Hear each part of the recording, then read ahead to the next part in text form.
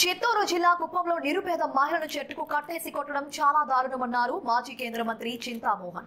ఈ మేరకు Kuppam press club లో నిర్వహించిన మీడియా సమావేశం సందర్భంగా చింతా మాట్లాడుతూ నిరుపేద మహిళను చెట్టుకు కట్టేసి కొట్టడం దారుణమన్నారు. సీఎం నియోజకవర్గంలో మహిళలు నిరుపేదల పరిస్థితి దారుణంగా ఉందని, 30 సంవత్సరాలుగా ఎమ్మెల్యే మంత్రిగా సీఎంగా చంద్రబాబు ఉన్నారు, కానీ కుప్పంలో అభివృద్ధి శూన్యమన్నారు. కుప్పం రైల్వే స్టేషన్ లో కేవలం 2 లిఫ్ట్లు పెట్టారు. చంద్రబాబు వలన ఓబీసీ బాగుపడిన చరిత్ర లేదన్నారు. సభ్య సమాజం తలదించుకునేలా కుప్పంలో మహిళను చెట్టుకు కట్టేసి కొట్టారని, కుప్పంతో పాటు రాష్ట్రంలో కూడా పాలన గాడి తప్పింది అన్నారు. రాష్ట్రంలో పేదరికం తగ్గిస్తామని చెప్పారని, కుప్పంలో ఎంత శాతం పేదరికాన్ని తగ్గించారు అంటూ ప్రశ్నించారు. కుప్పం ద్రావిడ వర్సిటీలో ఉద్యోగులకు 7 నెలలుగా జీతాలు ఇవ్వలేని పరిస్థితిలో ఉన్నారని దుయ్యబట్టారు.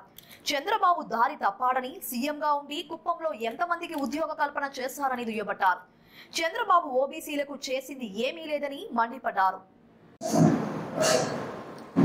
ఈరోజు కుప్పం ప్రెస్ క్లబ్కి మొట్టమొదటిసారి రావడానికి కారణం 3-4 అంశాలు మాట్లాడేదానికి రావడం జరిగింది.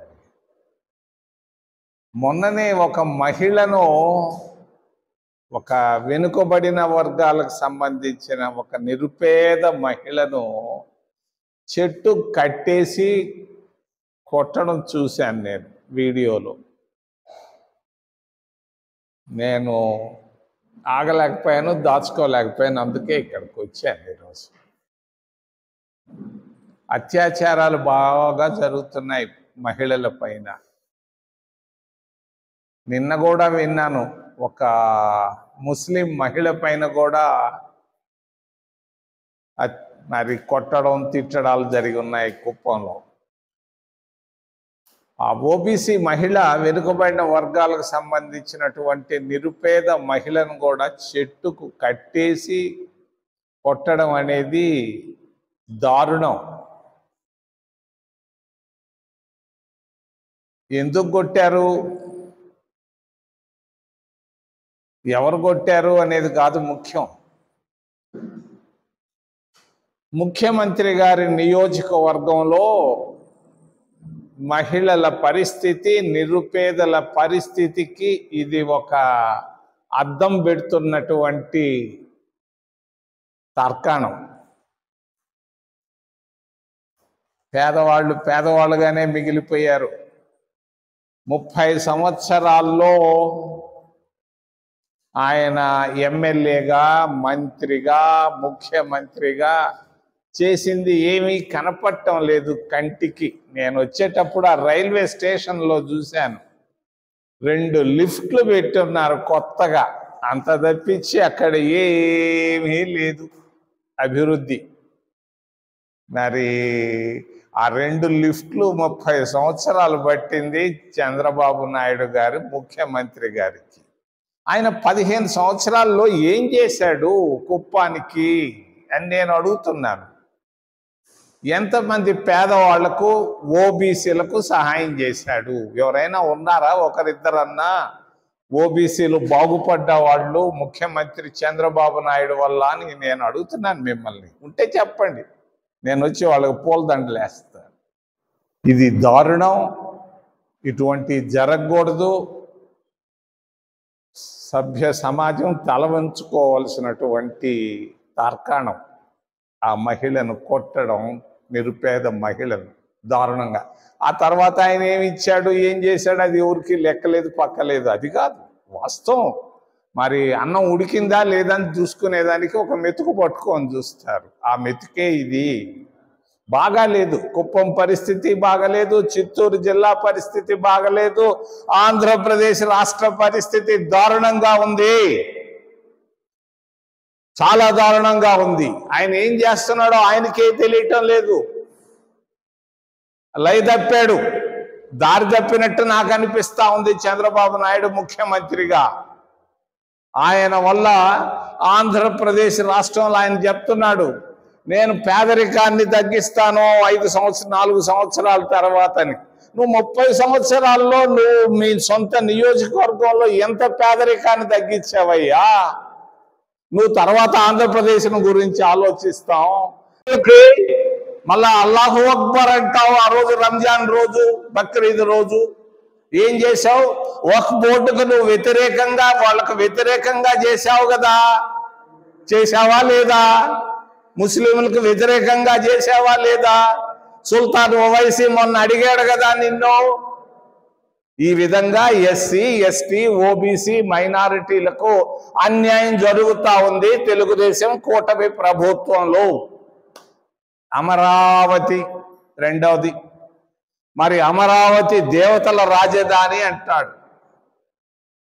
నాకొక్క దేవుడు గారి కాళహస్తిలో కనపడతారు, పోతే కాణిపాకంలో దేవుడు కనపడతాడు, తిరుపతి పోతే వెంకటేశ్వర స్వామి కనపడతాడు. నాకైతే ఇప్పటిదాకా దేవుళ్ళు కానీ దేవతలు కానీ ఎవరూ కనపడలేదు అమరావతిలో. అమరావతిలో కనపడుతుండేది అరటి చెట్లు, చెరుకు చెట్లు, మరి ఓ కర్రతో కంప కనిపిస్తా ఉంది. నాకేమి దేవుళ్ళు ఎక్కడా కనిపించలేదు. దాన్ని దేవుళ్ళు రాజధాని అంటారు. 26 జిల్లాలు ఉన్నాయి. 26 జిల్లాలో ట్యాక్సులు కడుతున్నారు అందరూ. కుప్పంలో కడుతున్నారు, చిత్తూరులో కడుతున్నారు, శ్రీకాకుళంలో అందరూ ట్యాక్సులు కడుతున్నారు. మరి ఆ ట్యాక్సుల ద్వారా వచ్చినటువంటి డబ్బే కాదు, అప్పులు తెస్తున్నాడు. 26 జిల్లాలు. ఇప్పుడు 10 కోట్లు అప్పు తెస్తే ఆ 10 కోట్లు 26 జిల్లాల మీద పడుతుంది. 50,000 కోట్ల రూపాయలు ఐసిఐసిఐ బ్యాంకు, మిగిలిన బ్యాంకుల్లో 9 నుంచి 10% రేట్ ఆఫ్ ఇంట్రెస్ట్ మీద ప్రజల గ్యారంటీ, గవర్నమెంట్ గ్యారంటీతో 50,000 కోట్ల రూపాయలు తెచ్చి గుంటూరును అభివృద్ధి చేయాలని అనుకుంటున్నాడు. గుంటూరు పరిస్థితి ఏంది? మోరడు దువ్వితే మంచి నీళ్లు పైకి వస్తున్నాయి, మోరడు నేల దువ్వితే నీళ్లు వస్తున్నాయి. ఇప్పుడు ఇక్కడ ప్రెస్ క్లబ్ను కట్టారు, సులువుగా కట్టారు. అక్కడ కట్టాలంటే 10 రెట్లు డబ్బు ఎక్కువ అవుతుంది. ఆయన 50 అంతస్తుల సెక్రటేరియట్ కట్టాలంటాడు కృష్ణానది తీరంలో. ఎవరిని ఆలోచించి చేస్తున్నాడా చంద్రబాబు నాయుడు? మరి 25 జిల్లాల్లో డబ్బంతా ఎత్తకపోయి మరి ఆ గుంటూరు జిల్లాలో పెట్టకపోతే కొంచెం కుప్పంలో తీసుకొచ్చి పెట్టవయ్యా, ఖర్చులు చేయవయ్యా, అభివృద్ధికి దేవయ్యా. మీ ద్రవిడియన్ యూనివర్సిటీ ఎట్టుందో 30 ఏళ్ళ నాడు ఎట్టుంది అట్టే ఉంది, జీతాలు లేకుండా ఉంది. దాన్ని డెవలప్ చేయవయ్యా. మరి అక్కడ గుంటూరులో అంతర్జాతీయ యూనివర్సిటీలు తెస్తారంట. ఉన్న యూనివర్సిటీకి దిక్కు లేదు, మక్కు లేదు, దానికి జీతాలు లేవు. దాన్ని డెవలప్ చేయకుండా అంతర్జాతీయ యూనివర్సిటీ గుంటూరులో ఎందుకయ్యా? అసలు గుంటూరుకి ఈయనకి ఏంది సంబంధం? ఏదన్నా ఉంటే చిత్తూరు జిల్లాకు ఉండాలి, లేదంటే తిరుపతికి ఉండాలి, లేదంటే రాయలసీమ జిల్లాలకి ఉండాలి. మరి ఏంది ఆయనకు గుంటూరు అంటే? ఏమీ లేదు. నేను సున్నితంగా సూటిగా చెప్పకుండా బంధు ప్రీతి ఎక్కువ. ముఖ్యమంత్రిగా ఎంత పేదరికాన్ని నీ కుప్పం నియోజకవర్గంలో తగ్గించావు? ఏం చేశావు కుప్పానికి? ద్రవిడియన్ యూనివర్సిటీలో 7 నెలలుగా జీతాలు లేవే చాలా మందికి. ద్రవిడియన్ యూనివర్సిటీ ఎన్టీ రామారావు మొదలుపెట్టినటువంటి యూనివర్సిటీ, నీ సొంత యూనివర్సిటీ, నీ నియోజకవర్గంలో ఉన్నటువంటి యూనివర్సిటీలో చాలా మంది ఉద్యోగులకి 7 నెలలుగా జీతాలు భత్యాలు లేవే. నువ్వేందా ఆంధ్రప్రదేశ్ రాష్ట్రాన్ని ఉద్ధరించబోయేది అని నేను అడుగుతున్నా. బాగలేదు. చంద్రబాబు నాయుడు దారి తప్పాడు, గురి తప్పింది ఆయనకి. ముఖ్యమంత్రి అని ఆయన ఏమి చేయాలో ఆయనకే తెలియటం లేదు. ముఖ్యమంత్రి ఏం చేయాలి? 10 మందికి సహాయం చేయాలి, 10 మందికి ఉద్యోగాలు ఇప్పించాలి. ఎంతమంది నిరుద్యోగులకి కుప్పంలో ఉద్యోగాలు ఇప్పించాడు? ఎంతమంది బెంగళూరుకి వెళ్తున్నారు? ప్రతిరోజు ట్రైన్లో 100ల సంఖ్యలో వెళుతున్నారు. నీ సొంత నియోజకవర్గాన్ని 15 సంవత్సరాల ముఖ్యమంత్రిగా, 30 సంవత్సరాలు ఎమ్మెల్యేగా, మంత్రిగా నువ్వు ఏమీ చేయలేకపోయినావు. నువ్వేమి ఆంధ్రప్రదేశ్ రాష్ట్రాన్ని ఉద్ధరించబోయేది? నేను అడుగుతున్నాను చంద్రబాబు నాయుడు గారిని. ఆయన నాకు మంచి మిత్రుడు, తెలుసు ఆయన నాకు 50 సంవత్సరాలుగా.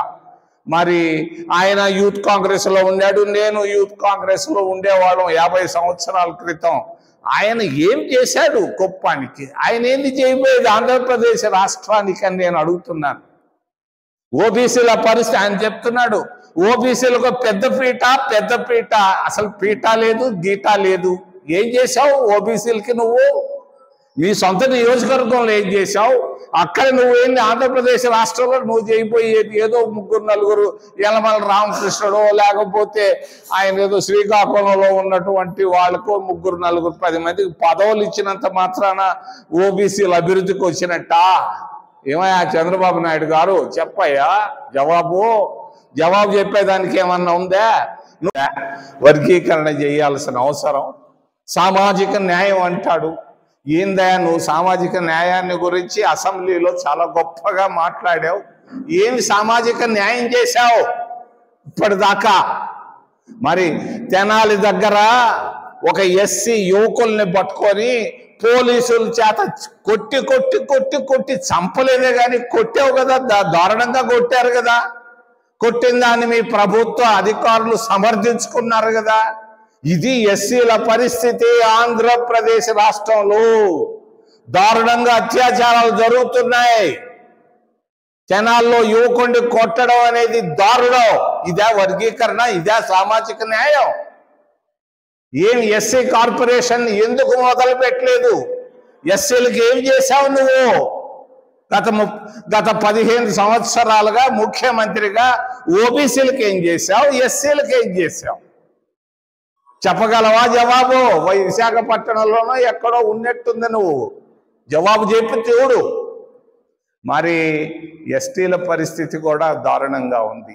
గిరిజనుల పరిస్థితి, అరకు అనే దగ్గర గిరిజనులు ఎక్కువ, అక్కడ ఖనిజ సంపద కూడా ఎక్కువ. గిరిజనుల పురుషాంగాలు కోస్తున్నారు, పురుషుల పురుషాంగాలు కోస్తున్నారు. ఇంతకంటే దారుణం ఏముంది? ఈ మన భారతదేశంలో ఆంధ్రప్రదేశ్ రాష్ట్రంలో మరి ఛత్తీస్గఢ్ అరకు దగ్గర మరి ఆ అడవి ప్రాంతాల్లో ఉన్నటువంటి పురుషుల పురుషాంగాలు కోస్తున్నారు. ఆడవాళ్ల ముందే దుర్మార్గులు కోస్తున్నారు. ఎందుకు కోస్తున్నారు? అట్ట భయపెట్టి వీళ్ళని తరిమేస్తే అక్కడ ఉన్నటువంటి ఖనిజ సంపదను తీసుకునే దాని కొరగా కోటీశ్వర్ల ప్లాన్ ఇది. ఇదే ఎస్సీలు ఎస్టీలు ఓబీసీలకు నువ్వు చేస్తున్న సహాయం. మంత్రులు ఒక్కొక్కడు 100, 200, 300 ఎకరాలు బినామీ పేర్ల మీద కొనుక్కొని ఉన్నారు అక్కడ ఉన్నటువంటి అమరావతి చుట్టుపక్కల.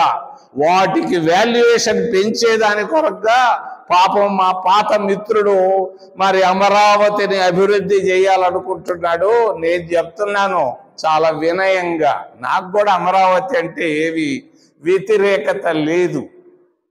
అన్ని జిల్లాల్లాగా అది కూడా ఉంది, కానీ అది సాధ్యం కాదు. ఆయన అక్కడ రాజధాని కానీ ముఖ్య పట్టణాన్ని కానీ కట్టలేడు. ప్రపంచంలో ఎన్నో స్థలాల్లో ఆస్ట్రేలియాలో కూడా గొప్ప సిటీ కట్టాలనుకున్నారు, ఫెయిల్ అయ్యారు. మలేషియాలో కూడా కట్టాలనుకున్నారు గొప్ప పట్టణాన్ని, ఫెయిల్ అయ్యారు. అమరావతిలో కూడా కట్టబోయే పట్టణం ఫెయిల్ అవుతుంది అన్న అనుమానం నాకుందయ్యా. ఓ చంద్రబాబు నాయుడు గారు, కొంచెం వెనక ముందు చూసి ఆలోచించి చెయ్యవయ్యా ఏది చేసినా కూడా. మరి ఏంది, ఎందుకు తొందరపడుతున్నావు? ఏంటి దాంట్లో అక్కడ ఉన్నటువంటి రహస్యం ఏంది? నీ సొంత బంధువులు ఉన్నారనే కదా తప్ప మీ మంత్రులందరూ బినామీ పేర్లతో